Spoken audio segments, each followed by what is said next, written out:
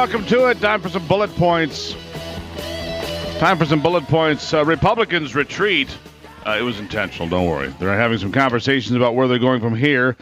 Donald Trump says we're going to build the wall and gets backlash from all sorts of folks, as you can expect. The UK's Theresa May will be here as world leaders look for cues. Pipeline protests begin again, and the Secret Service is shocked at one of their vets saying she wouldn't take a bullet for Trump. It's all straight ahead, right? I mean, I can't make this up. It's going so fast, from the homeland to torture to the border to voter fraud to building the wall. Donald Trump is doing things at a pace you've never seen before. Is that a good thing or a bad thing? We'll talk about it straight ahead. Lots of guests to do it as well. Get some coffee. Get ready. This is the Steve Gruber Show.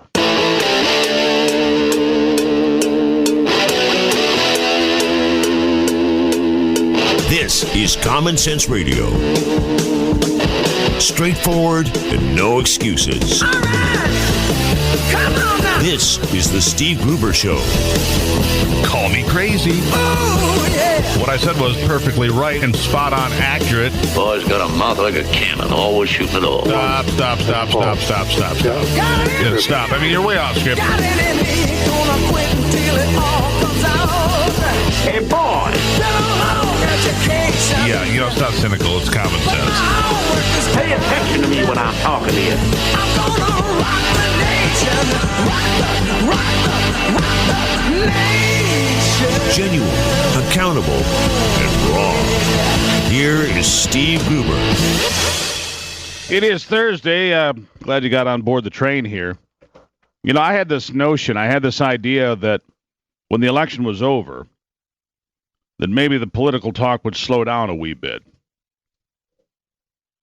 I had this idea that I thought maybe the political talk would slow down just a little bit and we get to talk about a lot more things. But in fact, with the pace of everything that's going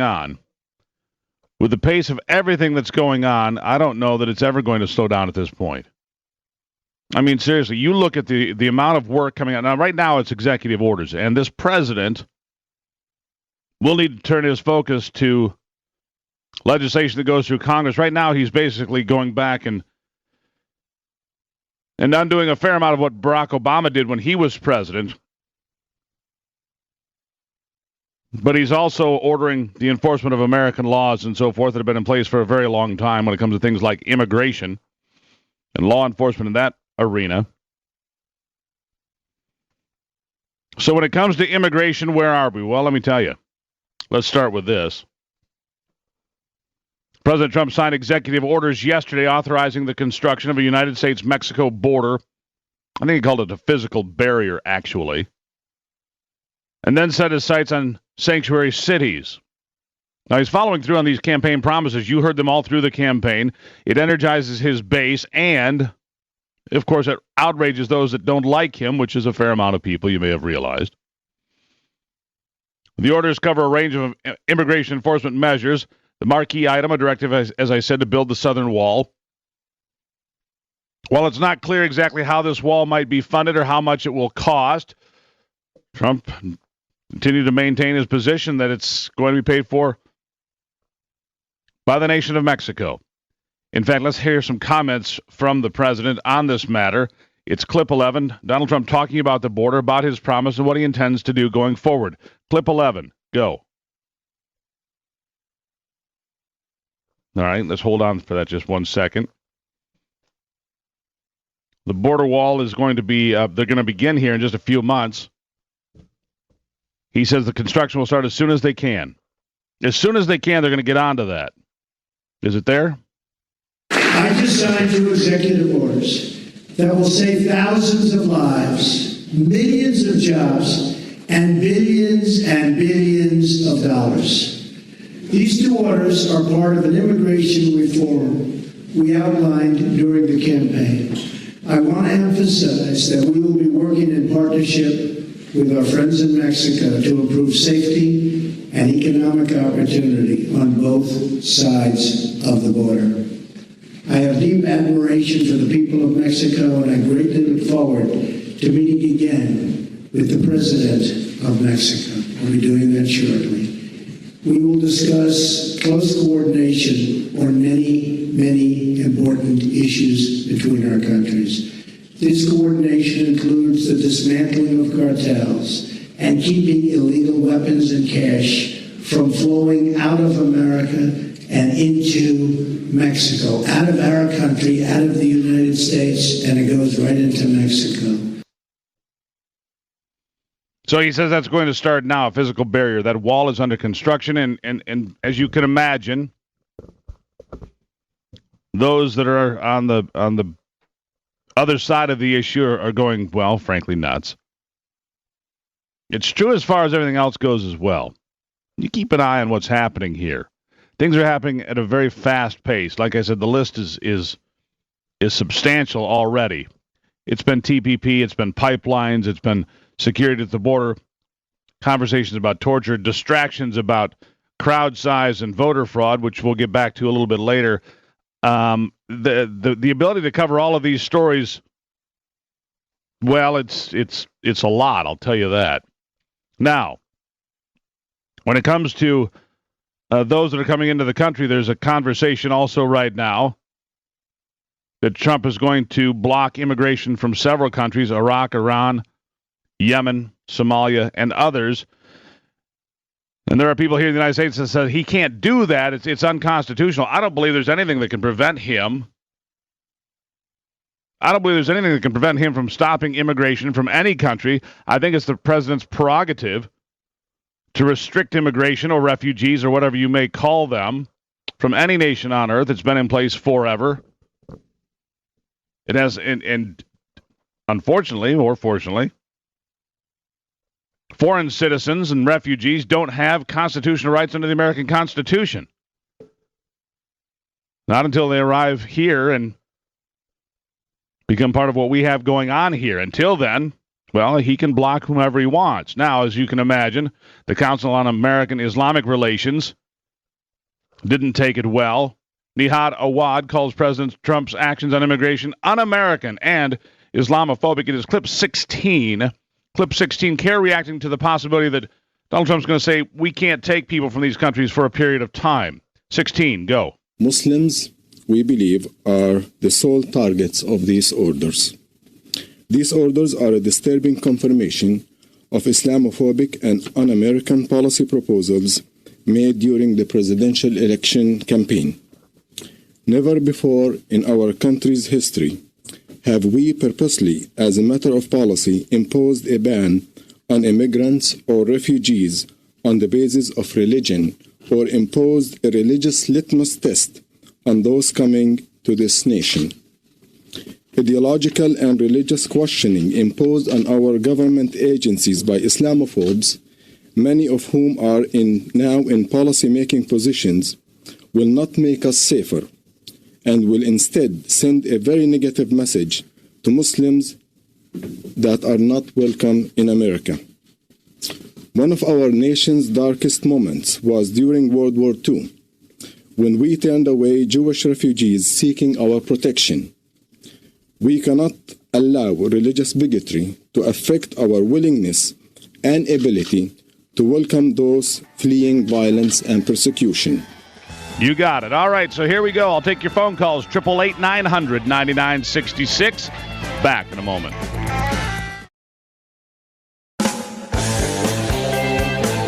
Genuine Michigan common sense on display every day.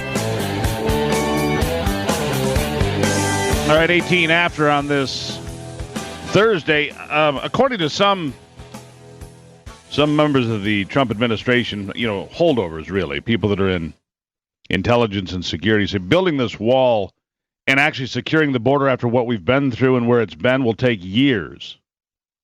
Years to pull off. So the Custom and Border Protection officials speaking on anonymity, on the condition of anonymity, said that it'll take a tremendous amount of effort. He said right now they catch about 85% of the undocumented crossing, but a lot of them are released. And they say that it could take years and years to, first of all, build the wall, and then perfect security along that wall because it's so massive. The hotline, 888-900-9966. Matt checking in. Matt, what's on your mind? Yeah, I need to get a hold of this Trump Power energy drink, whatever he's drinking. Good Lord. But I was going to say the wall is very important, not just for us, but for Mexico. You would think they would want to stop the drug cartel from bringing drugs in here. I don't go back to Mexico because of what's happened down there. I don't either, and you make a good point. I don't go back to, and I used to go to Mexico fairly regularly to fish and to do some other things. And I don't go there because I don't think, I've been along in Texas, not far from the border. It's like a military community to begin with. And security along the border is still not great, and you've got people bringing in illegal aliens, the coyotes running people across the border. And you've got people, 60,000, I think, in the last 4 or 5 years, 60,000 killed on the Mexican side in the drug war. 60,000 right along the border, mostly along Texas, but 60,000 citizens. I think that's probably reason to put a wall up and secure it and slow down the death and the carnage, don't you? Oh, absolutely. We took our family through Mexico in 1972 and traveled all the way through all the states in Mexico and every big city and camped out. And we would never do that today. Oh, Lord, no. Anyhow, that sounds like quite a journey you took, Matt. Yeah, we went down to Guatemala, and we lived down near there, and then we went through to Catemaco, a little small town. But, yeah, it was just a year trip. Well, I look forward to reading the book, My Year in Mexico by Matt. All right, Matt, I got to run. Thank you so much. Greatly appreciate that. Jenny's been standing by patiently. Jenny, what's on your mind? Well, after all that CARE has done to stick it to us, don't you think it's time that we stuck it to them? Well, what do you mean? It's CARE and their nice little jihadists and their nice little Sharia people infiltrating the government and everything. Don't you think it's time we stuck it to them? Well, I think that that's going to be the argument going forward from the left, is that this is a racially motivated, bigoted motivated maneuver when it's certainly the right of the president. Now, we'll see how this plays out, because there's some talk of a registry for Muslims. I don't know if that's going to work or if that's just going to be a blowback situation. And if it does look just blatantly bigoted, we'll have to keep an eye on that. Jenny, thanks for checking in. Because on the left, you have to remember, if they get big talking points, like this thing that Kellyanne Conway said about alternative facts, you're going to hear that for the rest of your life. You're going to hear alternative facts because that slipped out of her mouth and she said something she didn't mean to say and it came out awkwardly. And so Kellyanne Conway has branded the Republicans and the conservatives with this alternative facts meme, if you will. And it'll be on Saturday Night Live and it'll be everywhere else. And the left will celebrate the alternative facts. And whenever the left doesn't agree with somebody or something that you say, you're using alternative facts. And those sorts of things are going to come along. And everything that they can use, anything they can put into the meat grinder to make the sausage, they're going to use. Whether it's alternative facts or talking about crowd size or being distracted by the potential that there's illegal voting in this country. And let's be honest, is there illegal voting in this country? Absolutely. To what extent? Nobody really knows. That's the problem. You see, there was a Pew Research study done that now Pew Research says, well, that's not exactly what we said. Actually, it's exactly what you said. You said 14% of illegals in this country are registered to vote. This was in 2012. And 6% of those, they believe, up to 6%, may have voted. Well, that gets you to about 1.2, 1.3 million people, maybe a little bit more. We'll say 1.5 million, but it's nowhere near 3.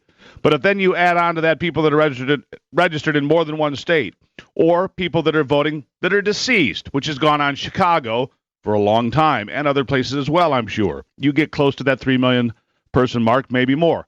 Now, the problem that Donald Trump has from optics is that during the fall after the election, he said there's absolutely nothing wrong with this. When Jill Stein was running around, doing recounts in Michigan and Wisconsin and trying in Pennsylvania, Trump's attorney said there's absolutely no evidence that there was any fraud or voter fraud or misconduct or any of that sort of thing. And here he is now saying, well, I would have won the popular vote if I had, not been cheated out of these votes. Well, is there any proof of that? Probably not exactly. No.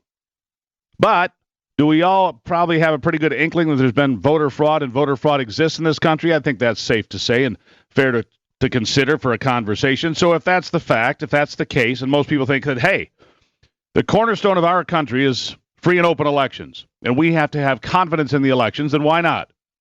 The left wanted to go ahead and have a review. Now the right wants to go ahead and have a review. I have an idea. Let's go ahead and have a review. Let's look at voting practices. I mean, we know what they found in Detroit. All of those precincts that had far more votes in the bag than was alleged to be there. And what does that make it? And not just a couple. A lot more votes in the precinct bags than were supposed to be there. Well, that makes it pretty suspect in my mind, and probably yours as well. So as far as a comprehensive review of the voting systems in America, okay, why not? But this notion that somehow it's going to be this predicate, that's going to predicate this whole voter suppression effort by the Republicans is ridiculous, but that's the narrative coming from the left on that one. So there's going to be a narrative on just about everything that makes it look as if there's some diabolical scheme behind anything that gets done by this president in the furthering that he is not legitimate. All right? So there's just keep that in mind. Okay, here's what is legitimate. The Dow hit 20,000 for the first time and stayed there. And ever since Election Day, the stock market has found fresh legs and continues to add to one of the longest bull market runs in U.S. history. If you're in the stock market, good for you. If you're not, well, keep working hard. It's the Steve Gruber Show on a Thursday.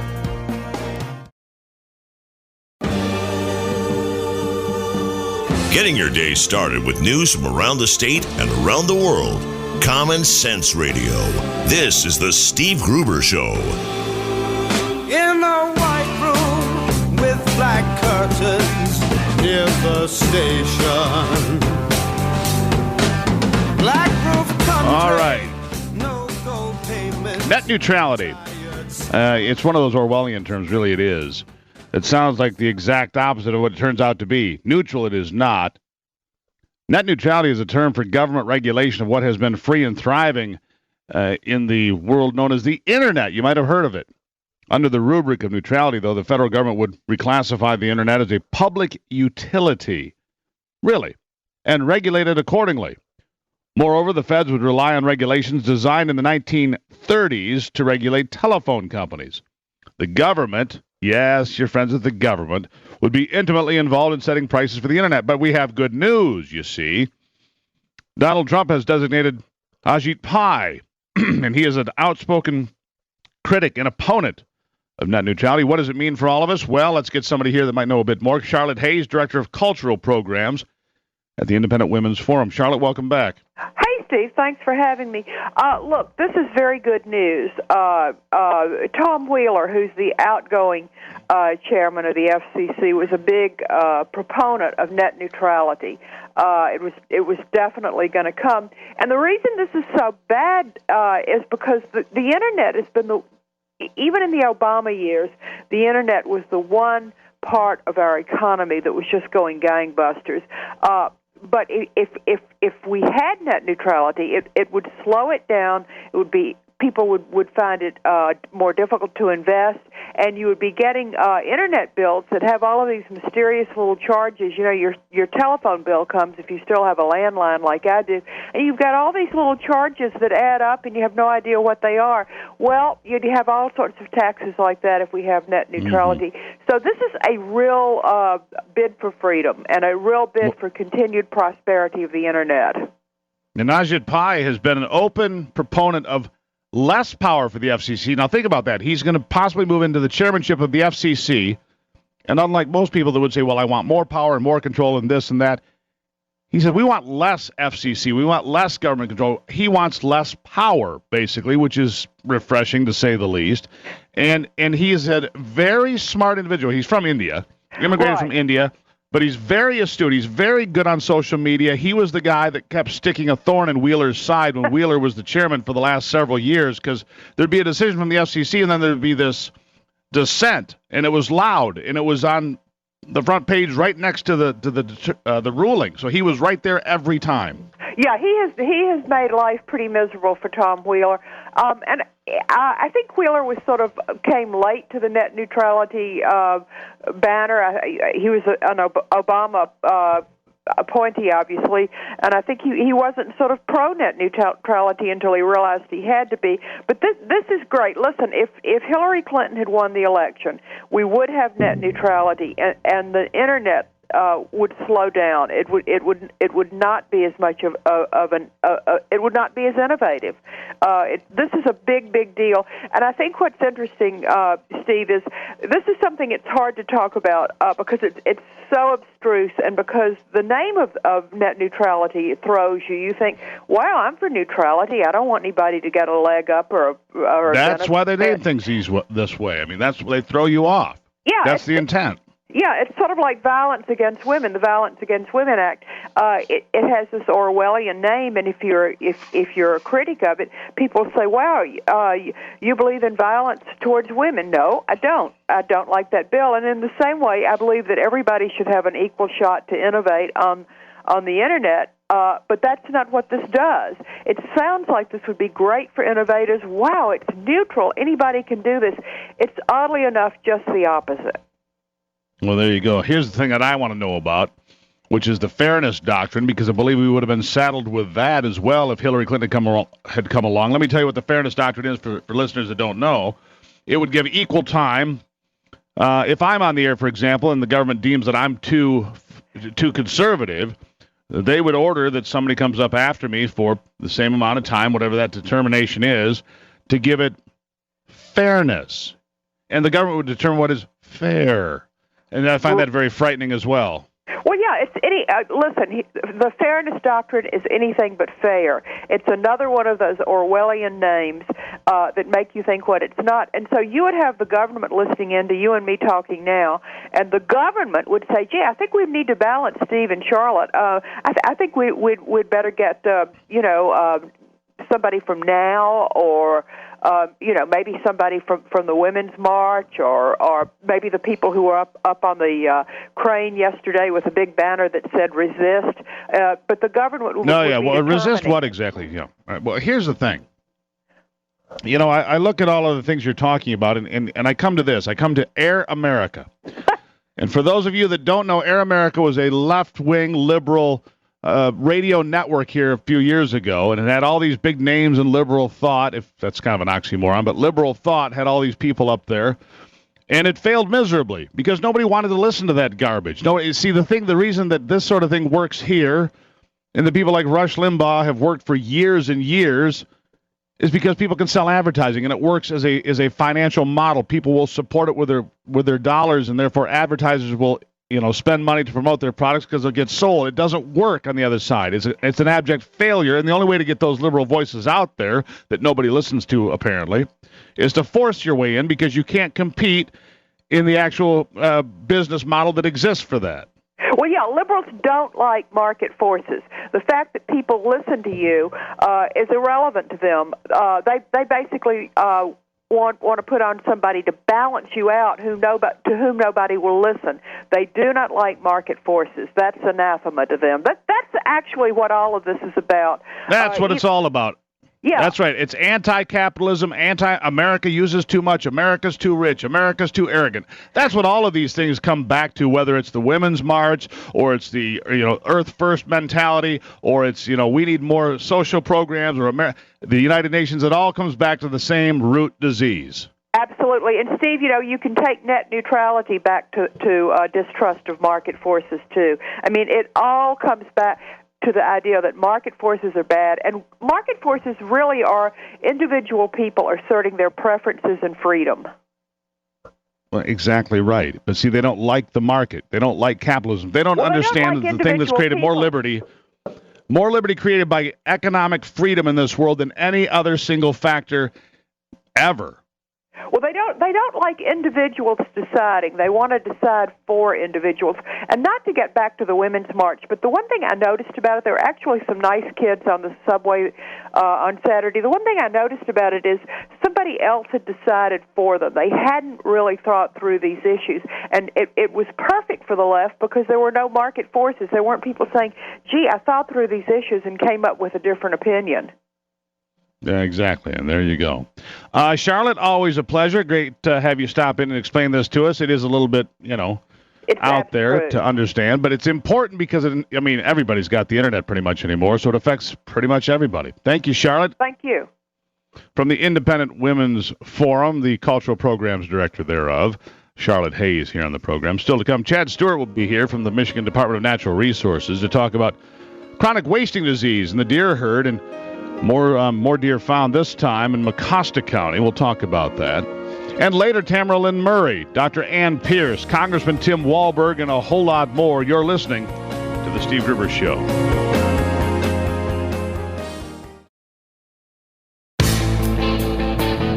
The Steve Gruber Show, American values with Midwestern common sense.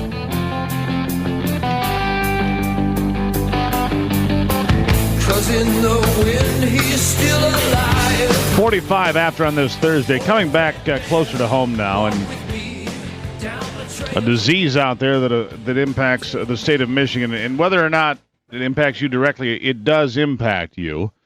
And that is chronic wasting disease. It is a disease, it's a prion, it's a protein that basically, I guess, to make it kind of simple, bores holes in the brains of deer, sometimes sheep, but deer, primarily white-tailed deer, cervids here in Michigan.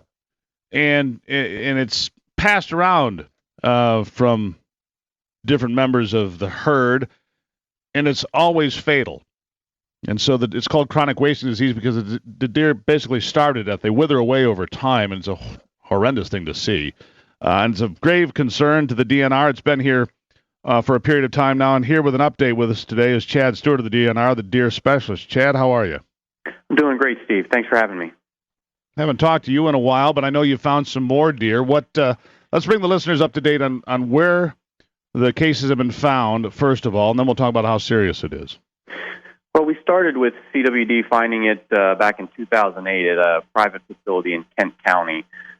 We did some surveillance around that area for a couple of years, never found it in our free-ranging deer herd, but in May of 2015, we found it in free-ranging deer herd, and since then we've undergone intensive sampling and surveillance in that area, and about 12,000 deer later, we found it in about 9 individuals spanning across mostly Meridian Township in Ingham County and southern Clinton County, which is right next to Ingham. And then just recently, we've identified it along with the Department of Agriculture in 2 captive cervids up in a high fence facility up in southern Mecosta County. So where did they originate from? Were they born in Michigan? Where did those deer originate from? Well, the 2 in Mecosta County are still under investigation. We don't know where they came from. You know, the Department of Agriculture is working really hard to work with other producers who have had business dealings with this particular individual to see if we can find a trace to see where these deer originated from. But we're still doing some genetic sampling, and we're still doing some investigation on this particular case to find out where they came from. So let me get this straight. You've got, how many deer did you say total outside of fences? A dozen? 9 positive we've identified. 9, all right, but about 12 total deer and 9 that are outside of the fence. Okay, so they're scattered far and wide. Doesn't seem to be a big concentration, which seems to happen in other places where I've seen outbreaks like Wisconsin that comes to mind. This seems unusual to me and hard to track. And for you, it's like, you know, slamming the gophers that keep popping their heads up. What do you do to address this? If you got a couple here and one's way over there and they got a couple down there, this has to be extremely difficult for the DNR. Yeah, it is. This disease is one of those things that's really challenging to manage. And certainly people hear the numbers 9 deer out of about 12,000, especially in our free-ranging deer herd, and it doesn't sound like a big deal. And certainly right now, if you can keep it at those levels, and you're guaranteed to keep it at those levels, it wouldn't be. The problem is because these prions stay in the environment for years and decades, it accumulates over time. So what happens is you get a snowballing effect over time, and more animals become infected. So the best thing we can try to do is go in and remove the social groups that, in and around the ones that we know are positive, that are most likely to be affected, and prevent more animals from becoming positive, which means they're not depositing those prions into the environment. And that's the best way we can manage it moving forward. So what's it going to mean? I mean, obviously, deer hunting in Michigan is like a religion for many. Still is for me. November 15th, the starting of firearm deer season every year has been on my calendar since I can remember. It's been the same day since the earth cooled. So how does it affect people that go out and partake and are deer hunters and so forth? I know there's check stations and so forth, but when you start talking about eliminating social groups, which has happened in Ingham County because my farm, as you know, Chad, is right in the epicenter of the CWD zone. I've never had one on my property that I'm aware of, but it's right in the center, so a lot of deer have been taken out. The herd was thinned out to test. What's it going to mean for people going forward? Yeah, the best thing we're trying to do right now is to limit our intensive surveillance in and around those areas that have positives, and that keeps us from doing a much broader management effort across a wider area. So obviously the people that are in and around areas that have positive, the best thing to do is their hunting is going to be affected short term, and we'll see where we can go with this. If it continues to accumulate, there's only so much management can do because it's out there and it's in the environment. In the short term, it shouldn't have any impacts on hunters, minus some check station requirements, which can be somewhat cumbersome, but we try to do a good job and get people in and out very quickly and make it flexible as far as the time that they can report. And as far as other states go, some states have gone on massive killing sprees. I know Wisconsin did. They killed 25,000 deer one time. You don't see that sort of an effort needed at this time. You don't foresee that sort of a situation, at least so far in Michigan. No. The way we decide to approach it is much more surgical in our approach, where we're going in and we are killing deer, and we're relying on landowners to kill deer, but in a much more confined area where we know that the disease exists. In Wisconsin, they did a massive killing effort, but the disease was already established, and ultimately more and more animals kept becoming positive, and it eroded government trust. So what we're trying to do basically is go in and remove those social groups so we don't have to go on a wide range removal. That's now I know what caused the trust in government to erode. All this time I thought it was other things. It was the deer the whole time, Chad. So you've helped me out. At any rate. Chad, I greatly appreciate your time as always, and thank you for that enlightenment. Chad Stewart is a deer specialist in the DNR. Chad, have a great day. You too, Steve. There you go, Chad Stewart, everybody. And the distrust of government came from deer, you see? Now, that makes as much sense as some of the other things I hear on a daily basis, so let's just go with that. Why not? Chad Stewart, good guy. Known him for quite some time. Hardworking individual, and he does have a mess on his hands trying to clean that up. It's 52 after. You're listening to The Steve Gruber Show.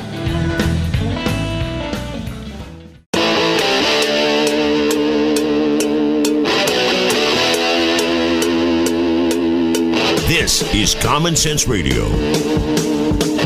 Straightforward and no excuses. All right. Come on now. This is the Steve Gruber Show.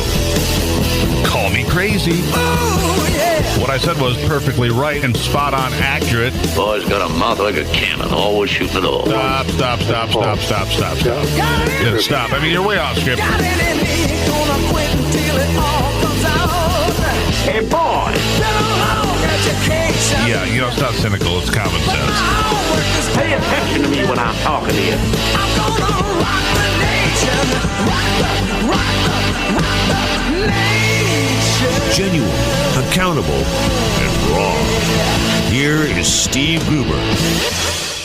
It's Thursday. I'm glad to have you on board the train with us here today. 6 after on the Steve Gruber Show. The hotline number for you, 888-900-9966, 888-900-9966. I don't spend a lot of time with celebrities. However, I think we should stop and salute for a moment Mary Tyler Moore, who passed away yesterday at the age of 80. One of the people on the forefront of, well, at the time, women's liberation, I suppose, and a person who battled diabetes her whole life and was a poster child for living a good life despite those challenges. And when the Mary Tyler Moore Show went off the air in 1977, one of the most watched and considered one of the best finales for a TV series. Also spun off several other series like Lou Grant and Rhoda and several other things. Anyhow, Mary Tyler Moore, the voice of the narrator for your childhood for a lot of you, passed away at the age of 80. So we salute her. Don't normally do a lot with celebrities, but we salute her for all she did. I'm going to celebrate one other thing here real quickly, which is General Mad Dog Mattis. who on his first full day as being Secretary of Defense, he bombed ISIS 31 times. I guess he had a bad attitude about it. I guess he didn't see the humor in it. Anyhow, he continues to do that. One of those strikes, by the way, taking place in the city of Rutba. It eliminated a tactical unit, 2 weapons caches, a mortar vehicle and another vehicle. Strikes in the city of Baji also demolished several units, vehicles. Another strike in Kasik blew up more ISIS buildings and strongholds and tactical units. And to cap it all off, Mattis oversaw 2 strikes against Mosul, the ISIS regional capital in Iraq, which annihilated at least 2 units, a tank, a factory that manufactures car bombs, and 3 terrorist fighting positions. See, so he was off to a pretty good start. So, we're just going to give Mr. Mattis a tip of the hat. Well done. Meanwhile, White House Chief of Staff Reince Priebus defending President Donald Trump's actions over so-called sanctuary cities. The plan is to take funding away from sanctuary cities that harbor illegal aliens who enter the U.S. Appearing on Fox News, Priebus said, should places in this country that ignore the laws of this country when it comes to immigration receive federal money into their communities? And the answer, he says, is no. And let's be honest, that's the way the government has worked. If this is new to people, it really shouldn't be. You go back to the 1970s when they were lowering the speed limit to 55 in some of the western states. Wyoming, most notably, I remember this, didn't want to lower their speed limit to 55. I mean, it's wide open spaces. They wanted nothing to do with it. At 55 miles an hour, you'd spend, half of the rest of your life traveling east to west across Wyoming and see 3 houses. But the federal government came in and said, fine. Tell you what, Wyoming, with your population of about 350,000 people, if you don't lower your speed limits, we'll just not send you federal highway dollars. And therefore, these massive ribbons of highway through your state will not get attention and you will not be able to do much of anything. So what happened? Wyoming caved in. And so here's where you go with sanctuary cities. You go after the purse strings. And if Donald Trump can take money away from Chicago, that'll get Mayor Rahm Emanuel's attention. Same will be true in San Francisco and Houston and Dallas and Los Angeles. And yes, even New York. So Priebus was out there talking at length about this, defending it. And the White House even has distanced itself from another draft order that would lead itself to a major review of methods of interrogating terror suspects. So when you go to the next level, you get from immigration to terror suspects. Sean Spicer decided to distance themselves. There's this memo that surfaced that came from the transition. They say it is not a White House memo that talked about enhanced interrogation, waterboarding, and torture. So this has been something for the left to talk about for the last 24 hours. They're going to bring torture back. Well, Sean Spicer says no. In fact, let's just hear from Sean Spicer real quickly on this topic. It is clip 15. Sean Spicer says, we're not doing that. It's clip 15. Go. I don't know. It is not a White House document. And I would just urge those people who have reported on it, this is now, I think, the second day that we've had a document that was not a White House document get reported on as a factual document. It is not a White House document. I have no idea where it came from, but it is not a White House document. The first order is the Border Security and Immigration Enforcement Improvements. It addresses long overdue border security issues, and it's the first order in that will be to build a large physical barrier on the southern border. Building this barrier is more than just a campaign promise. It's a common sense first step to really securing our porous border. This will stem the flow of drugs, crime, illegal immigration into the United States. And yes, one way or another, as the president has said before, Mexico will pay for it. We're going to restore the popular and successful Secure Communities program. That's Sean Spicer yesterday at the briefing. I'm just so glad he has a podium of appropriate size, or a step stool, or whatever. He's a step ladder behind the podium. Whatever he's using, at least he looks good now. I mean, he got jostled around pretty good on his first run over the weekend. A run that, make no mistake, he was pushed out there by the president, and not really well thought through, I don't think, to come out there and pick a fight. Here's the problem that I've seen thus far, and it's nothing new. The problem is Donald Trump is doing several things that people want. The trade unions and the unions in this country very happy with the renegotiation of NAFTA, stepping back from TPP, thrilled. The people in this country that want the wall built, they're thrilled. The people who want the pipelines back to move energy around because it's safer to do by pipeline than by truck or by train, they're thrilled. And then comes along something like the size of the crowd. Who cares? Donald Trump does. It's the way he's wired. You see, he has to run the whole table. It's this ego thing. And if you argue with him about the size of the crowd, then he's going to push back. And they're going to have the biggest crowd ever.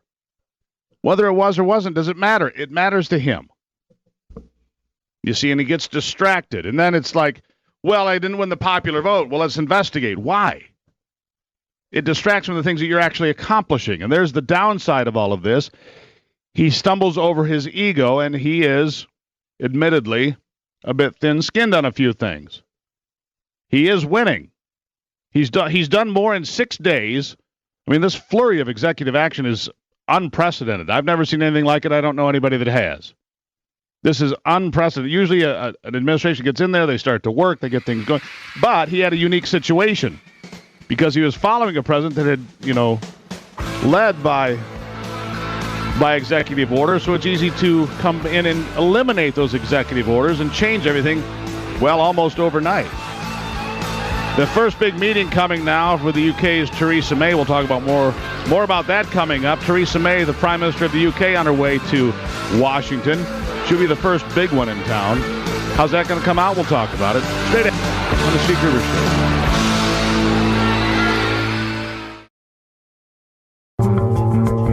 Covering Michigan and the world from his bunker below the bridge. Here is Steve Gruber.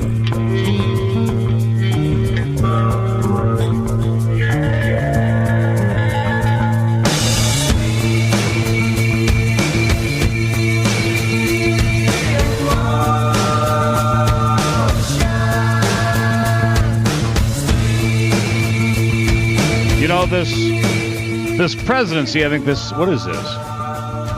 This is day, the end of the first week. I guess this will be day 7. Tomorrow starts the second week, I suppose.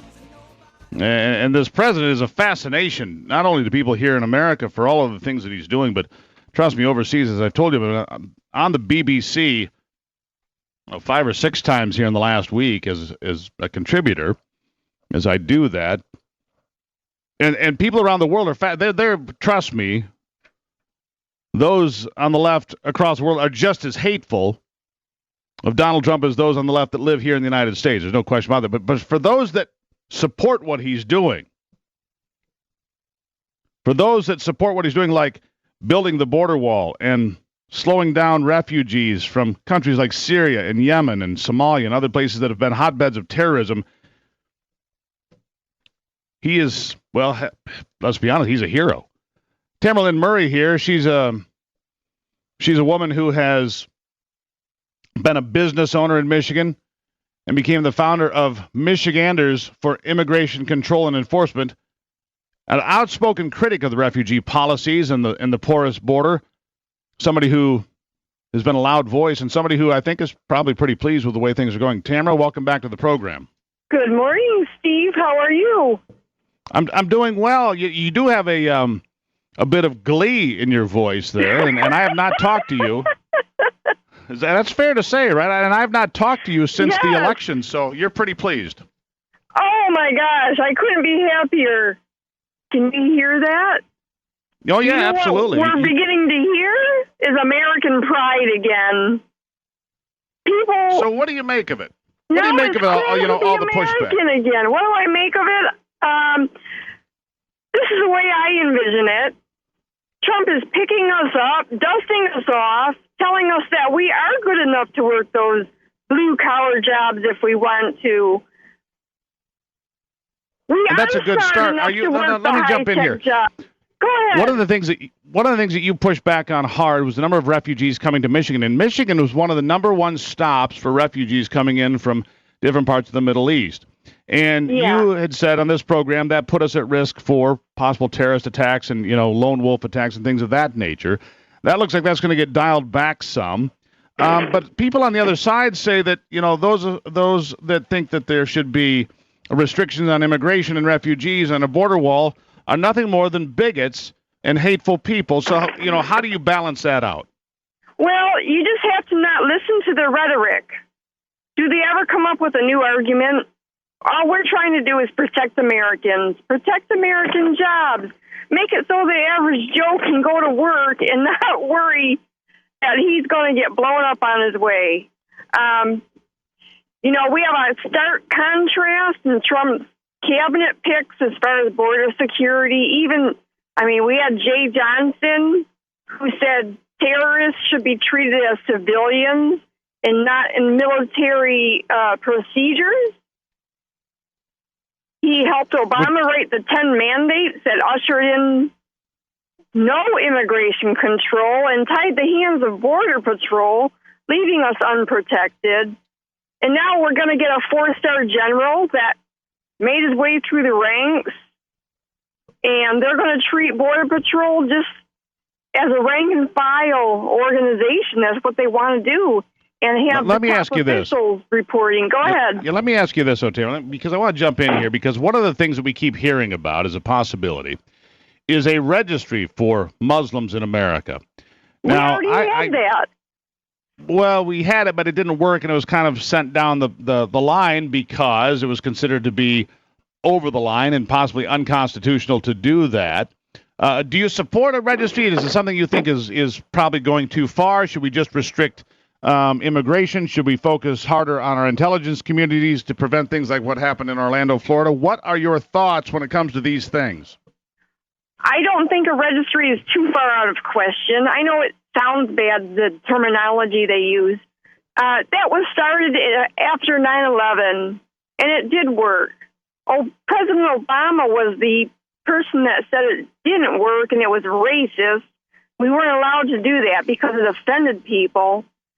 Actually, immigration and refugee procedures in the past have been much tougher than they are today. It's a lot easier for anybody to seek asylum here in the U.S. We all used to only take refugees from European nations. Then in 1965, they changed it. Oh, that's not fair. We have to take refugees from a balanced number of countries from all over the world. And what's wrong with that? Well, what's wrong with it? We have to protect Americans first and make, they said it wouldn't change the ethnic makeup of America, but look how much it's changed. Descendants of white Europeans are destined to be a minority by the year 2020. Yeah, and we are turning into perfectly okay. Let me ask you this. Are you final thought, I suppose. Okay. How far do you think they should go? Do you think they should end immigration altogether? What are your thoughts on that, I suppose? Never. That's what makes us America. We're the most welcoming country on the whole earth. They shouldn't end it. President Trump wants to put a 120-day freeze on taking refugees from countries that support terror, are known to have Hamas and the Muslim Brotherhood operating within their borders. He listed the specific countries. There's about 10 to 12 of them. Yeah, there's a few of them. There's Yemen and Somalia. 220-day freeze to take a breath of air and figure out what is going on. How should we do it? And he actually wants to revoke visas from countries that will not take back their criminal aliens. Well, trust me, it'll fuel the conversation, Tamyra, as it has today, and it will continue to do so because President Trump continues to move forward at a breakneck pace. Tamyra Lynn Murray from Michigan, Michiganders for Immigration Control and Enforcement. Thanks for the conversation, as always. Thank you, Steve. And it's great to be an American today. Back in a moment.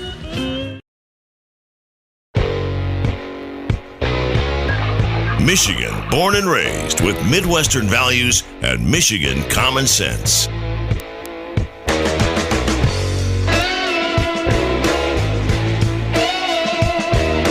All right, let's run it down real quickly for you because I want you to be updated here. And I'm going to run down the cabinet nominations and kind of where they stand right now. Secretary of Defense James Mattis, as you know, is in and currently bombing the daylights out of ISIS every chance he gets. Secretary of Homeland Security General John Kelly, he's in. He's got a wall to build, he's been told. CIA Director Mike Pompeo, he's in. So there's three. Now, Rex Tillerson still hanging there. Jeff Sessions for Attorney General still hanging there. Steve Mnuchin, who's been nominated to be the Secretary of the Treasury, also found to be carrying voting registration cards in 2 different states. He's not been approved. Rick Perry, the former governor of the state of Texas, will be approved, I'm quite sure, as Secretary of Energy. Has not happened yet. Betsy DeVos, as you know, from Michigan, having her challenges to become Secretary of Education. Wilbur Ross, waiting to be Secretary of Commerce. Ryan Zinke from Montana to be the Secretary of the Interior. Ryan Zinke, by the way, the former commander of SEAL Team 6. I think he ought to get the nod. And Secretary of Transportation Elaine Chao. So where are we, and why is it taking so long? Dr. Ann Pierce here, contributor to the Washington Times and author of A Perilous Path, The Misguided Foreign Policy of Barack Obama. Doctor, welcome back to the program. Oh, thanks for having me. So the scorecard's pretty light, actually. We're a week into the presidency. He doesn't have many of the people on his cabinet approved. It makes it difficult. Now, he's doing a lot of executive orders and actions, but at this point in Barack Obama's presidency, I think he was at 10. Yeah, that's interesting. I am encouraged by the people he has in place so far. Very highly qualified people. Elaine Chao, Transportation Secretary, Nikki Haley as UN Rep, Mike Pompeo at CIA, John Kelly, Homeland Security, Dan Coates, Intelligence Chief, and then James Mattis, Secretary of Defense. I'm especially thrilled with James Mattis. And Tillerson... Now, you chuckled there. Why did you chuckle when you said James Mattis? You seem to like him a little bit more than the others. I see him as especially reassuring, given some of my original concerns about Trump. I was concerned about Trump's positive statements about dictators, and particularly Vladimir Putin. So the last thing we need is more of the Obama-Clinton-Kerry trend of making damaging deals with dictators at the expense of the people themselves and at the expense of our allies. And I was also concerned that Trump might slouch toward protectionism and isolationism, and that this would create yet more vacuums for extremists who can exploit them, both regimes and terrorist groups. We saw all too much of that in the Obama, Clinton, and Kerry years. And when I see a person like James Mattis, I see a person who absolutely honors our best foreign policy traditions and thinks that America should have a large place in the world. And who knows that at our best, we don't give up any of the best in our tradition. So we emphasize both national security, global security, and human rights and political freedom. Let me ask you this about Rex Tillerson, because you seem to be James Mattis, highly qualified, and he's been pounding ISIS ever since he got the job, and more outposts pounded even today, I'm just reading. But Rex Tillerson, CEO of ExxonMobil, a guy who's been around the world, had 75,000 employees, highly sought after and thought of by a lot of folks well beyond Donald Trump, and that's how I think he got to the table here. But what do you see in Rex Tillerson, and why the controversy behind his nomination? Yeah, the controversy centered around the fact that Tillerson's ties with Russia and with Vladimir Putin were so close. And for people who were already concerned about Trump's pro-Russia policies, this was a concerning choice, given that he passed over people like Petraeus and Romney and John Bolton. I was cautiously encouraged by Tillerson's confirmation hearing. In his opening statement, he began by emphasizing renewed moral and strategic leadership in the world, human rights, and obligations to allies. So I was happy about that.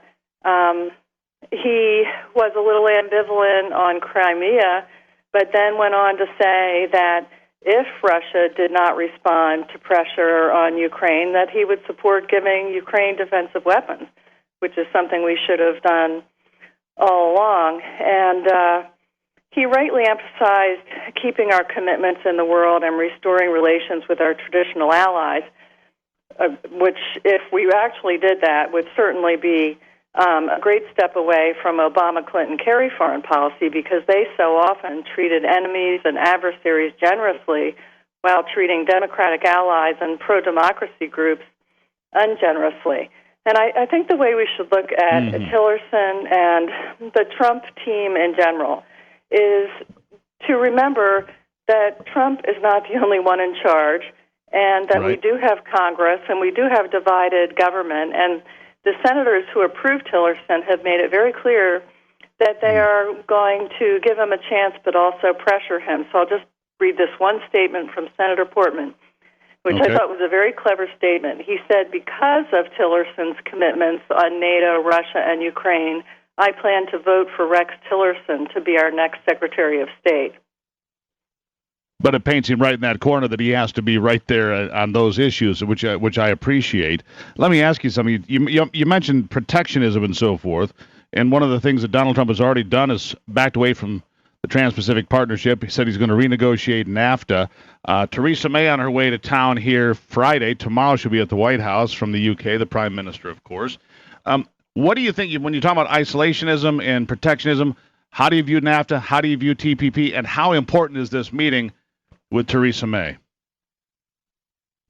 Yeah, well, I am a big supporter of free trade. I am pretty much a dunce on economic issues, but I know that I support free trade and interaction among people around the world, but at the same time putting pressure on dictatorships and on authoritarians. But I am excited to see the Churchill bust back in the White House, and I like what Theresa May has said so far. This is a tremendously important relationship, the one between the United States and the UK, and it's one that was disparaged and diminished by the Obama, Clinton, and Kerry team. And I liked what May said. Let me see here, my notes. She said, "So we rediscover our confidence together, indeed our responsibility to renew our special relationship for this new age." And she said, "It is through our actions over many years working to defeat evil or to open up the world that we have been able to fulfill the promise of those who first spoke of the special nature of the relationship, the promise of freedom, liberty, and the rights of man." So it's interesting that she is describing, this Brexit champion is describing our relationship as one of being out there in the world, of standing for something. And in my book, A Perilous Path, The Misguided Foreign Policy of Barack Obama, Hillary Clinton, and John Kerry, I emphasize that again and again, that we learned those lessons from World War II, and we learned them the hard way. That we did. We have to leave it there, Doctor, for today. Great conversation, Doctor. Thank you as always. Okay, thanks a lot. Keeping you in touch with Michigan and the world.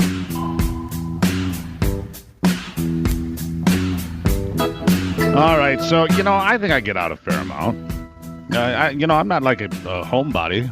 I think I get out. I enjoy myself. I see the sights. I go to movies, and then I get the list here in front of me, and I look and I go, there's only one movie on the nominations for Best Picture that I've seen, and I feel like I'm like locked in a cave or something. There are a couple of movies coming out, though, that I think I would like to see, and one that just came out that I think might be topping the box office numbers. To find out more, the one, the only, the man, the myth, the legend, Ron Van Timmeren from Celebration Cinemas on the line. There he is. Everybody say hi to Ron Van Timmeren. Ron, how are you? Hi, Ron. Oh, hi, Steve. What the heck are you? Well, okay. What is it you want to see? I really like the previews for Gold a lot. Oh. I mean, that just looks. I don't know. It looks like a couple of movies I've seen Matthew McConaughey in before. That he does a really he's just a hell of an actor. He is. Yeah, no doubt. And the movie is cool adventure treasure hunt thing, finding the gold, is based on a true story, but the real story starts after you find the gold, because what you wish for, once you have a pile of gold, then the real trouble starts, right? Well, yeah, like you go from rags to riches to riches to rags, the whole thing and around again.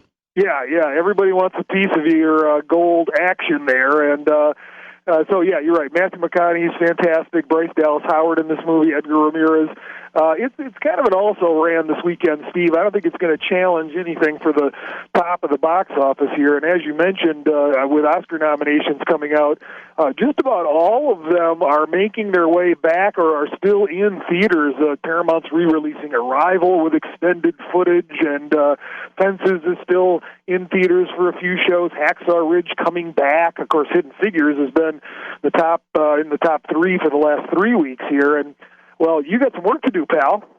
I got a lot of work to do, and then I see at the top of the box office, none of the movies you just mentioned. Right, Split. M. Night Shyamalan got a hit.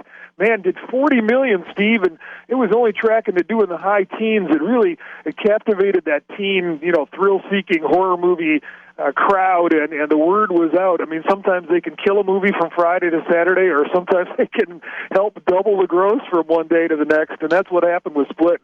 Kids love getting together in the theater for a cheap thrill. For a creepy one, because it's like a split personality deal. Yeah.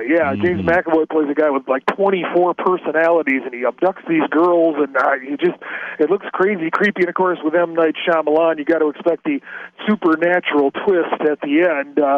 But you know what? Controversy this week, Steve. I'm sure you've heard about the dog in the water controversy on Dog's Purpose. Well, do tell me. Well, there was the viral video TMZ sent out and showed a dog apparently being mistreated, but you know how fake news can be and how editing can change perspective, right? And PETA called for a boycott, and I'm here to tell you, Steve, this is a PG movie, good for families, a heartwarming story about man's best friend. I mean, if you ever loved a dog, then, you're going to love A Dog's Purpose. Well, then there you go. And so you're saying it might have been manipulated by PETA to serve their own interests. Maybe. I'm not going to make you make an editorial opinion, but maybe you'll just kind of float that out there. That has been suggested, albeit by the producer of the movie, who is a admitted, animal lover and can't believe what has happened to his movie here. And so, yeah, there's a couple agendas going on here, but I'm just here to say that people I've talked to that really love this movie. I mean, bring some tissues. You're going to be. This movie's going to become part of you, and unconditionally love it. All right, I'm going to ask a deeply personal question now. All right, you ready? Yeah. Ron, how old are you? 61. All right, so when you were a young man and you saw Jennifer Grey on the big screen, what crossed your mind? You got it. Dirty Dancing's 30th anniversary. Thank you for reminding me. Don't put baby in the corner. Sunday, there will be a couple of special shows at all the celebration locations, and then Wednesday for a little encore. So we have 3 different shows of Dirty Dancing. I guess you'll remember it fondly, too, right? Well, I do. Well, of course. I mean, good. But, I'll tell you this. It's still a family secret of mine. But my mother, God rest her soul, that was her favorite movie. And trust me, it wasn't for Jennifer Grey. But she thought Patrick Swayze all sweated up in that movie was like the greatest thing ever filmed. She did. She just thought that movie was the greatest thing ever filmed. I'm not a lot of women crazy for Swayze. Exactly. So I get a kick out of every time I see that movie somewhere. I just kind of chuckle to myself. Atta girl, Mom. Atta girl. I know. I'm not sure I'm going to go see the anniversary, but I remember it fondly the first time. Oh, and by the way, Moana fans, the sing-along version in theaters this weekend, a couple of special shows in each location where you can follow the bouncing ball and sing along with the soundtrack to Moana. That's new this weekend for just 1 week only. Resident Evil, the final chapter, also opening this weekend too, Steve. All right. Rod Van Timmeren, stop blushing. It's okay. We love you. Where are we going to find you? See you at the movies. There he is, everybody. Ron Van Timmeren here. Catch him every Thursday and figure out what's hot and what's not. So there you go. The nominated Best Pictures: Arrival, Moonlight, I'm not even sure what that is, Hacksaw Ridge, Fences, Hidden Figures, La La Land, Lion. I don't know what that one is either, I guess. And Manchester by the Sea, apparently a depressing film. I've seen Arrival, and like I said, I feel like I get out a fair amount, and here I'm looking at this going, man, I must dwell in a cave. Dwell in a cave. So, don't concern yourself with the controversy surrounding a dog's purpose. PETA's purpose is to raise money. PETA's purpose is to raise money. That's what they do. And so if they can create controversy somehow, some way, that's how they fill the coffers. So go ahead and see the movie. He said it's family friendly and wonderful. Don't worry about it. And on this day in 1837, by the way, Michigan became the 26th state. It's Michigan's 180th birthday today, if you didn't know. We were the first state of the second 25, if that makes sense. State number 26 happened this day in 1837. Where else are you going to hear that today, all right? 52 after, you're listening to The Steve Gruber Show.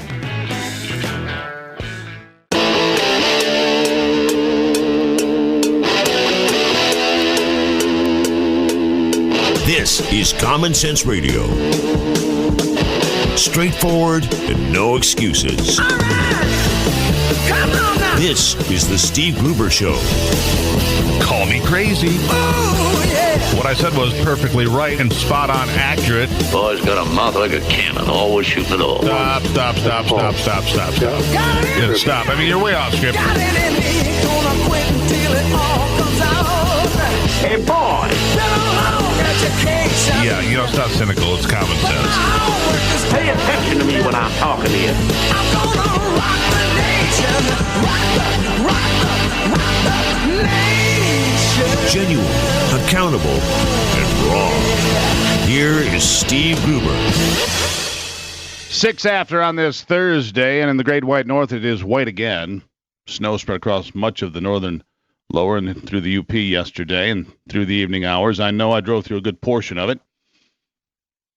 Even though it's been quite mild for January. Still plenty of snow for you folks who want to ski and snowmobile and do winter things. But I would be very cautious on checking the ice if you're somebody who's brave enough to go ice fishing. If you can, well, frankly, if you can drink that much, I'm fine with it. But you need to be careful on the ice, all right? You know what I'm talking about, those of you that I'm talking to.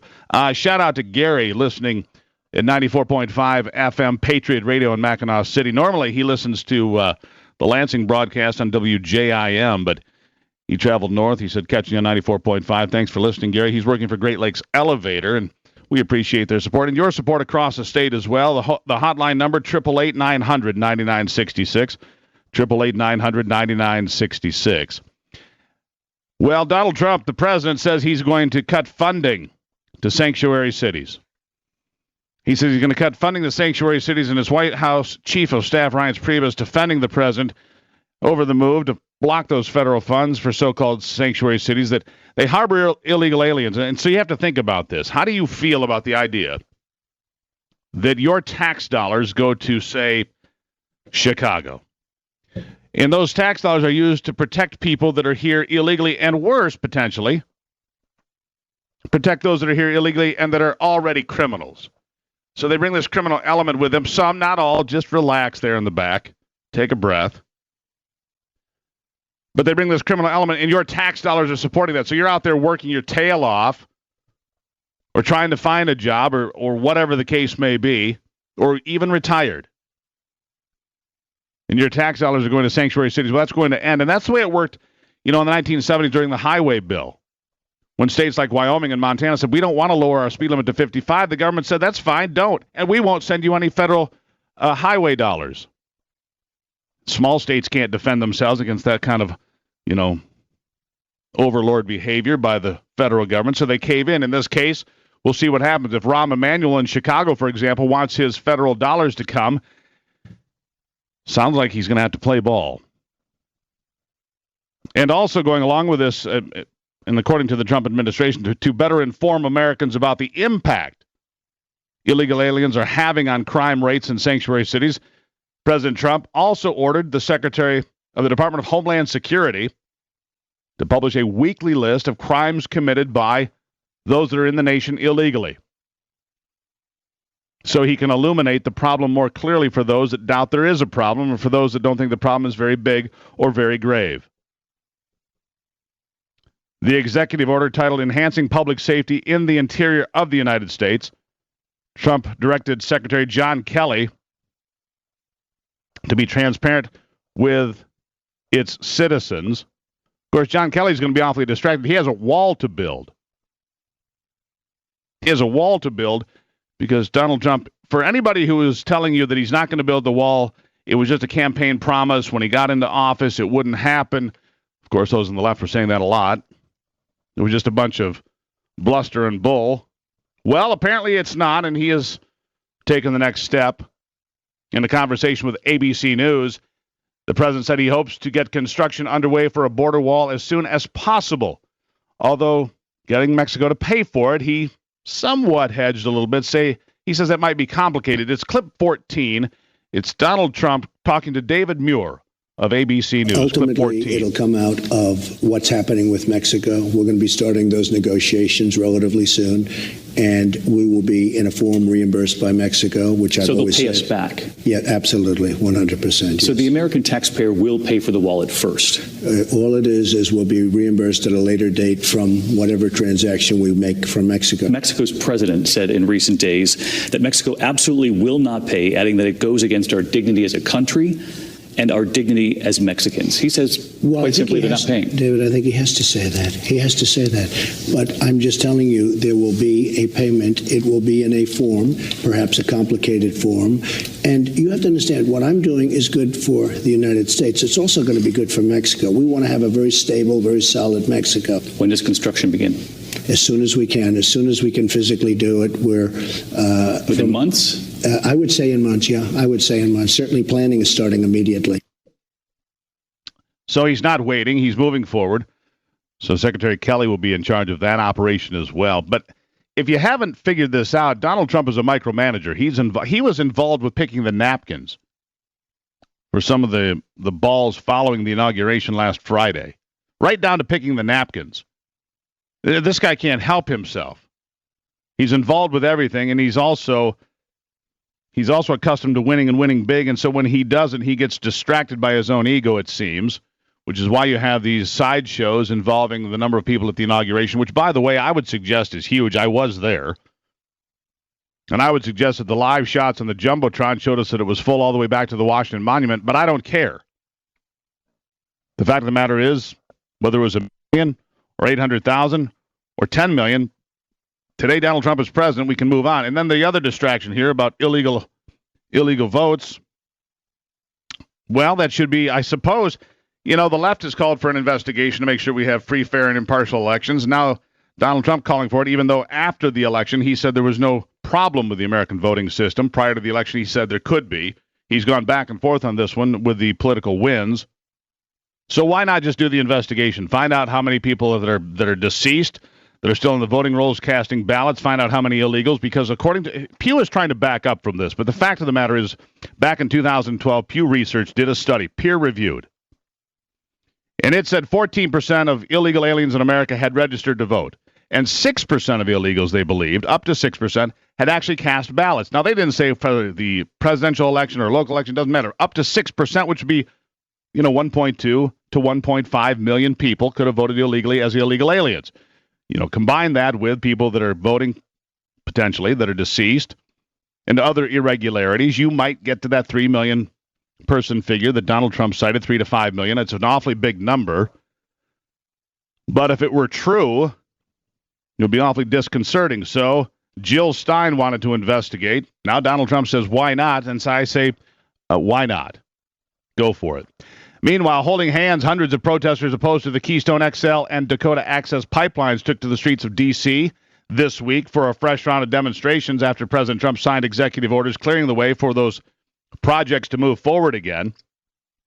Basically saying you can't take 15 years to do an environmental study. You can't take 15 years to debate the Keystone XL pipeline. It's good for business, he says. It'll create 28,000 jobs in the short term, a lot of revenue in the long term for property taxes and rent for those farmers. Think about the farmers and landowners where this pipeline will cross. They'll make some money on this deal as well. All right, 14 after on a Thursday. This is the Steve Gruber Show. Back after this.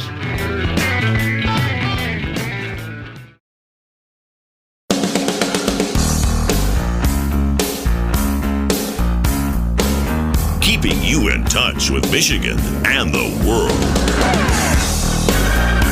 18 after on this Thursday. I mean, I've never seen anything like it. It is a blistering pace that this president is moving through with executive orders to clean up the mess he says was left behind by executive orders previously. Here to talk more about it, our Congressman Tim Walberg. Congressman, welcome to it. I spent some time with you last week. Truly enjoyed it. You gave me some special peeks behind the curtain there and at the Capitol and so forth. Loved it. How are you? Well, wonderful. It was great to have you and your sweet wife with us and be part of a historic event together. Yeah, it was incredible. Ivy and I had a great time with my daughter Madison, who was 12. Got some a civics lesson that she will never forget. Now, speaking of civics lessons, have you ever seen anything like this? This president's working 16 hours a day, it seems. You know, he's at the White House at 8, 9 o'clock at night, still working. It doesn't seem to stop. It's incredible.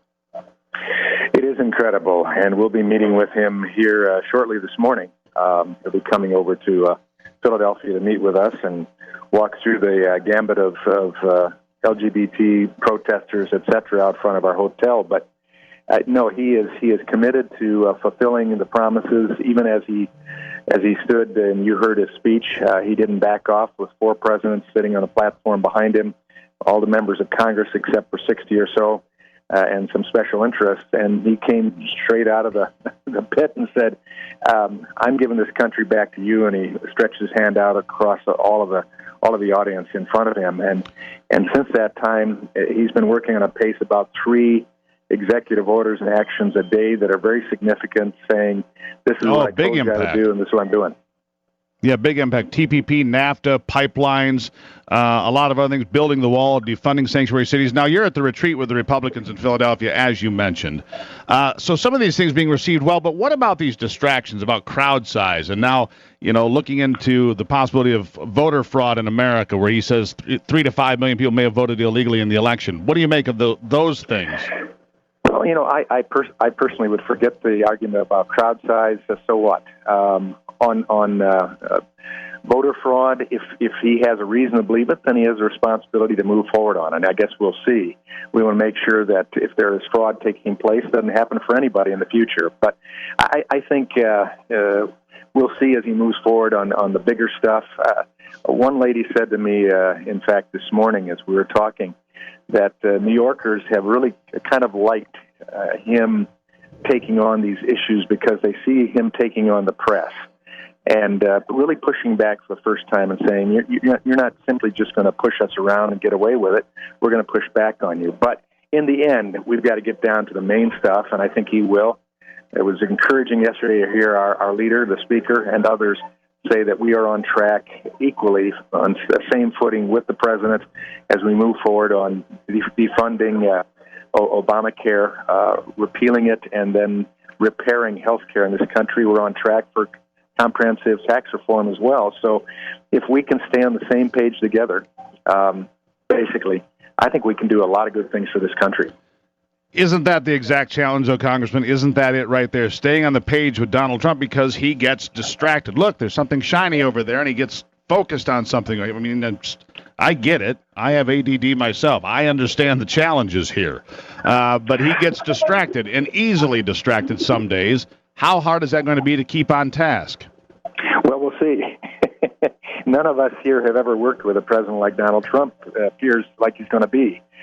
But he has picked some great cabinet members, and I think using them will be very helpful to us to keep him on track. But one thing he will do, and I think the people voted for him, whether we understood it or not initially, they voted to blow up what goes on normally here in Washington. Blowing it up will allow us, if we're intent on doing the right thing, to rebuild it at least back to what the founders expected it to be. So, hey, I'll take the distractions of Donald Trump's ADD, if that's what he has, as you say.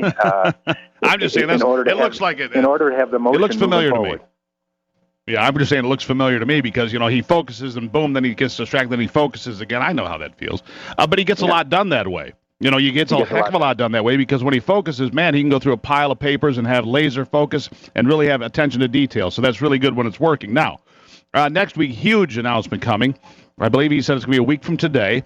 He's going to put his nominee out there for the Supreme Court to replace Antonin Scalia. And I'm going to tell you, I've looked at a lot of the folks on this list. I think Amblethopper from Kentucky is a really good choice, and he's not been mentioned lately. But I think Joan Larson from the Michigan Supreme Court, to have a conservative woman on that bench would be significant for all the women of America, for the message that Donald Trump sends, and she clerked for Scalia. So this is a possibility to me. I think it'd be a good one. I do too, and in fact, I lobbied for her with President Trump before he was president. And explained why. She'd, I think, make a fantastic jurist, and not because she's female. She's just good. She's got it right. She understands the Constitution. She's a strict constructionist. But right now, it looks like there are three that are on the list, none of which are Joan Larson. So we'll see what moves forward. We've been talking with senators. They're here with us as well, and encouraging them to do whatever it takes to move the right justice forward and to get it done and not let filibusters and Chuck Schumer hold it back, because this is a moment in time in history that will impact upon the rest of the history of this country if we do it wrong and if we do it right the same way. I agree with that. And Chuck Schumer, make no mistake, you sat there and watched it alongside myself last Friday. Chuck Schumer launched his presidential campaign from the podium. He got booed soundly from the crowd there to see the Trump inauguration, but to me, that was the opening salvo of his run for the presidency 4 years from now. So Chuck Schumer is going to be the opposition going forward. I'll give you 20 seconds for the last word. Well, he'll be the opposition, but we need to remember that the majority has majority power. It won't be easy in certain cases, but nonetheless, we have to move forward with what the people expect us to do. And with the help of the president and his tweets, we may be able to run right over top of Chuck Schumer as necessary. So let's keep working at it, not give up hope. All hope is opportune in America, and let's get it done. There you go. Congressman Tim Walberg, everybody. Enjoy Philadelphia, my friend. Thank you so much. Okay, birthplace of our country. There you go. Congressman Tim Walberg here on the Steve Gruber Show. Quick break. We'll be right back. Genuine Michigan common sense on display every day.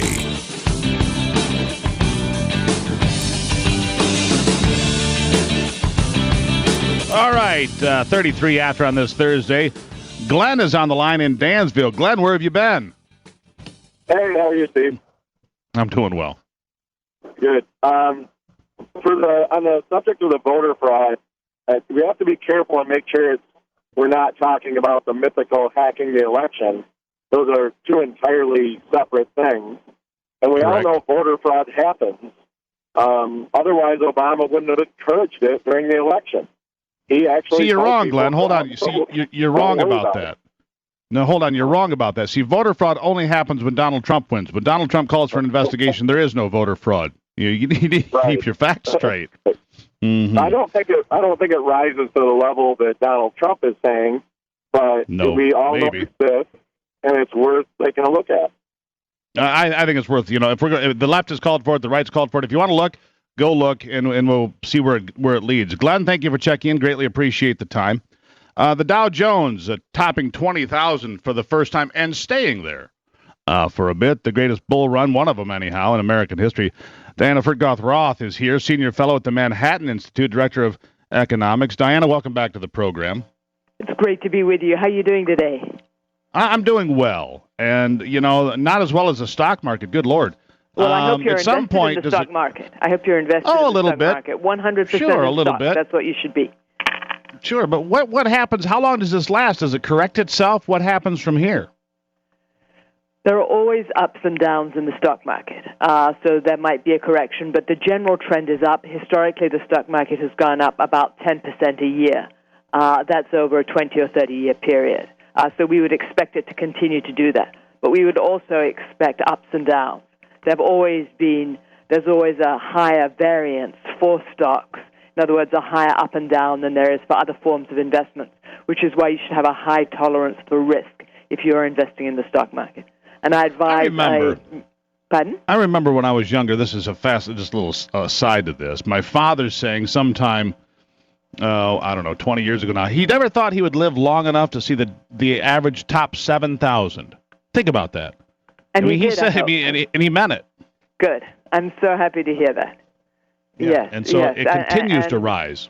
Yes, yes. Well, there was even a book written a few years ago called Dow 32,000, and maybe there will be a Dow 32,000. One never knows at some point. But stocks have always been a very good investment, and my advice is not to trade among stocks, but buy an index fund such as the S&P 500 or a large market basket of stocks, because you don't want to be picking stocks, and invest with a company that has a low expense ratio, such as Vanguard or Fidelity, and then forget about it. Don't trade. Don't even look at your statements, but just leave it in for the long haul. Mutual fund. Just get in there and stick around and wait. Now, you wrote a piece here recently on Inauguration Day, I believe. You said Trump doesn't even need economists. What did you mean by that? I meant that he has his policy platform already set out, with lower taxes, less regulation, school choice, reform of Obamacare. It's in his book, Crippled America, which came out a year ago last October. So he already has his economic platform. And it's not as though he needs economists to tweak it. He obviously has either a good economic sense or he had economists advise him when he wrote the book. But I believe he has a good economic sense himself, because the book sounds like he dictated it into a dictating machine, into a recording machine. So I advise people to read that book, and we hope he is going to stick to that platform. So far, he has been moving at a pace never seen before in Washington that I recall. Yeah, that's because he's a businessman, not a politician. And businessmen just move things through quicker. It's politicians that tend to delay. Right. I don't think anybody's moved this fast in the Capitol since the British rode up the steps on their horses in the War of 1812. I'm serious. I mean, everybody's moving with a purpose. And the left is flat out in a panic attack. Am I right or wrong about that? No, you are right. It's because a lot of what President Obama did, he did through regulation. He circumvented Congress in many cases. They wouldn't pass cap and trade, so he did EPA regulation.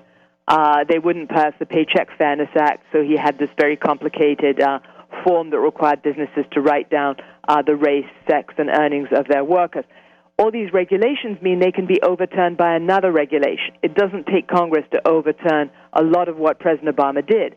So the left is naturally panicked because they see a lot of what Obama did, especially in the environmental area or the immigration area, just being overturned. The moral of the story is if you want something to stick, you've got to pass a law.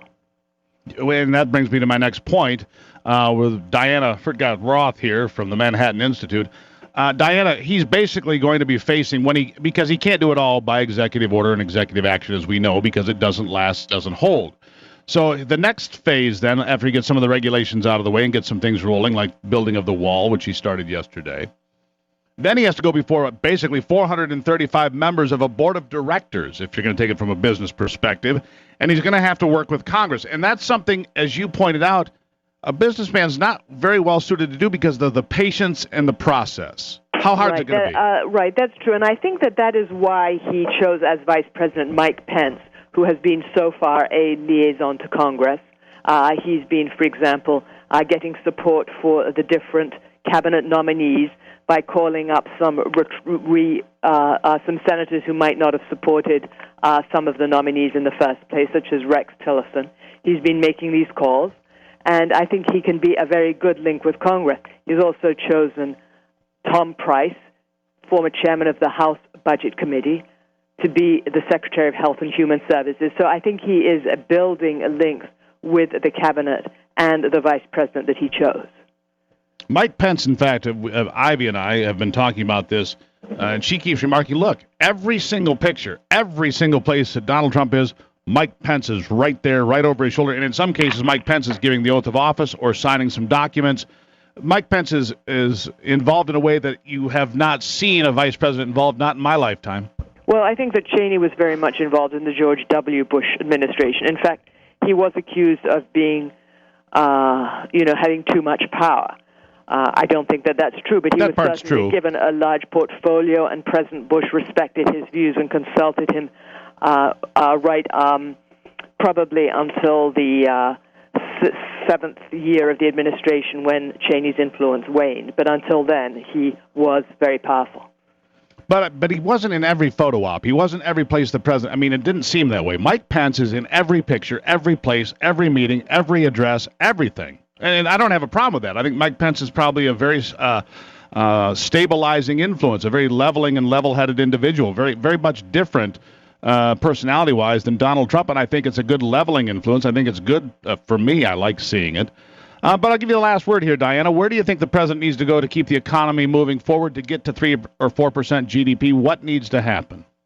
He just needs to do what he said in his book, Crippled America, and what he said on the campaign trail: lower taxes, get rid of burdensome regulations, reform the healthcare system, implement school choice, allow more energy development, and the economy will do fine. Plus, he needs to keep his hands off it after he has done that. Well, there you go, and know when to leave well enough alone. Exactly. Diana, always a pleasure. Thank you very much. Well, it's great to be with you. Thanks so much for having me on. As always, Furchtgott-Roth, Senior Fellow at the Manhattan Institute and Director of Economics there. You can read that piece online. Check it out. Back in a moment.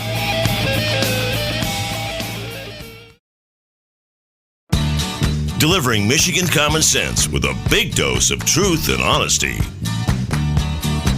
Well, I don't know why I came here tonight. I got the feeling that something ain't right. I'm so scared in case I fall off. 45 after, I was reading Newsmax. I mean, I go to a lot of different websites, but an article caught my eye on Newsmax, declaring independence from Obama's imperial presidency, and I started to read, and I quickly decided I wanted to have the author of that piece here. No presidency in American history has done as much damage to our constitutional republic. This is the Obama legacy. A recent index found that the Obama presidency has the worst legislative record in history. No administration in modern history has had a worse record before the U.S. Supreme Court. And the Associated Press has found that the Obama administration is the least transparent in modern history, and it goes on from there. Written by Todd Young, who is the executive director of the Southeastern Legal Foundation out of Atlanta. Todd, welcome to the program. Thanks, Steve. Good to be with you. All right, so break down this article about Barack Obama tearing down America. Well, yeah, and you wake up and it's sort of the dawn of a new America, but we've really got a mountain to climb.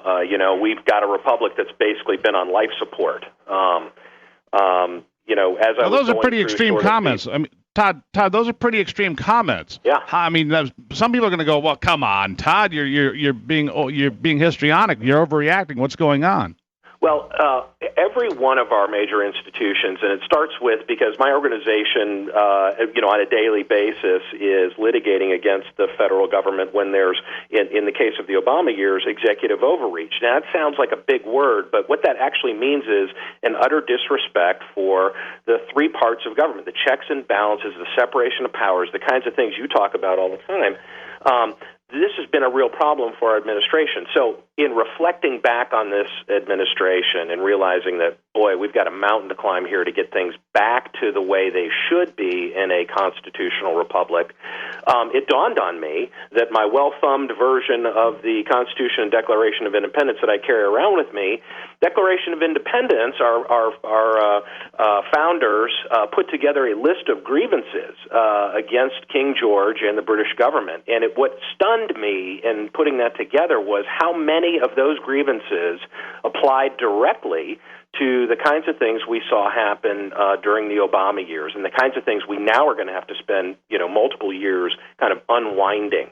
So, all right, give me your critical list. Give me your critical list, Todd. Give me some of the things that you say. There's a lot we have to give to over the years, but these things are acute problems that we need to address because, as you wrote in your article, there are some legislative and legal time bombs out there that have been planted in some of this legislation, some of these agencies that create legal hurdles for anybody coming after. They knew exactly what they were doing, but what are some of the acute problems you're focused on?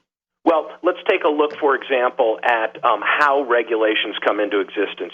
Really the Obama administration set a precedent in 3 different ways. The first way was to turn loose its regulatory agencies to go to the extreme. In other words, to take law and then begin to make rulemaking that went far beyond what the law intended. And in fact, in a 2014 Supreme Court case that we were involved in, and that was a win on the climate change rules, pushing those back, Justice Scalia, rest his soul, who wrote the majority opinion, said, "We refuse to stand on the dock and wave goodbye as the EPA departs on a years-long adventure outside the law." That's a very strong statement, and it indicates sort of the methodology of this administration. A second thing is the notion that they've, appointed all these czars. They're unaccountable to Congress. Interesting choice of words, by the way, calling them czars.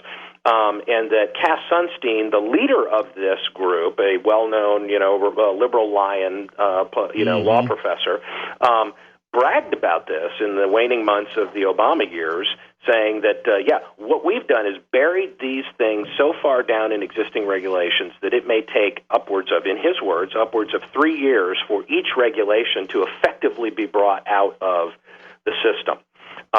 And there are techniques that have been used. Let me jump in there for a second, Todd. I want to jump in here because I've noticed something, and I want your take on this. Yeah. We're talking with Todd Young, Executive Director for the Southeastern Legal Foundation out of Atlanta that is focused on turning back a lot of the regulations put forth by the Obama administration. It looks to me every day, 2 or 3 or 4 executive orders are on Donald Trump's desk, ready to go, perfectly. It's been thought out. This team came to play. They did their research. They knew exactly what they were targeting. They know what they're doing. They seem to be focused on the problems. If we can keep the distractions out of it, of crowd size and so forth, it looks like his team has dialed in on this. Are you at least somewhat optimistic looking at the way this is being approached and the pace that things are moving in the new Trump administration 1 week in?